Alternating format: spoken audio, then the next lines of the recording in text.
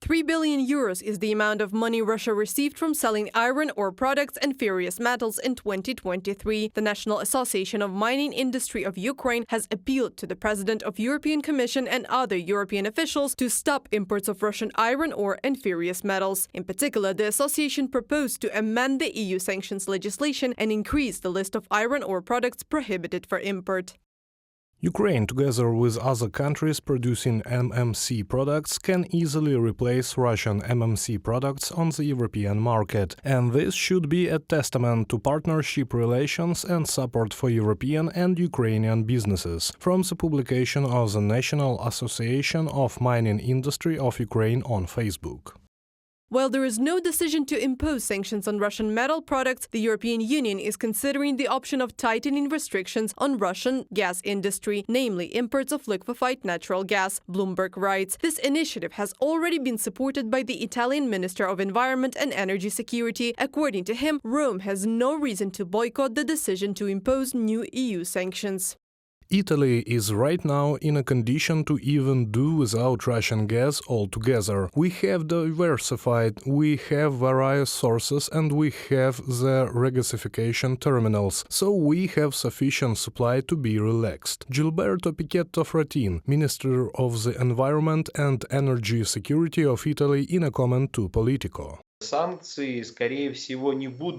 sanctions will most likely not be aimed at a complete ban on imports of natural gas, as it is already starting to lose out to its competitors both in terms of price and supply conditions. Rather, the sanctions are likely to target Russia's ability to diversify its imports. They will be directed against the provision of services such as transshipment insurance, the production of these very ships. Even Moscow's long-term trading partner Turkey is turning away from Russian liquefied natural gas. Ankara is negotiating a multi-billion-dollar LNG deal with the U.S. energy company. Washington is doing everything it can to distance its allies from the Kremlin. Because of fear of being hit by restrictions, Chinese banks are blocking deals with the Russian side. Reuters sources said that as Chinese banks refuse to finance Russian-related transactions, some Chinese companies are turning to small banks on the border and underground financial channels.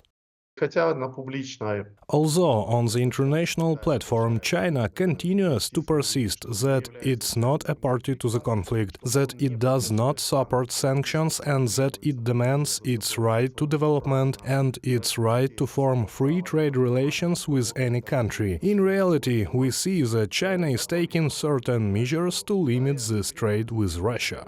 After the Russian Federation launched a full-scale invasion of Ukraine, the EU has adopted 13 packages of sanctions against the aggressor country. Experts call the restrictions on Russian oil exports the most painful for the Kremlin. According to the International Sanctions Group, the EU embargo and restrictions on maximum oil price have already cost Moscow $113 billion in export revenues. Reported by Anastasia Tarnavska, Mykita Skoblikov, UATV News.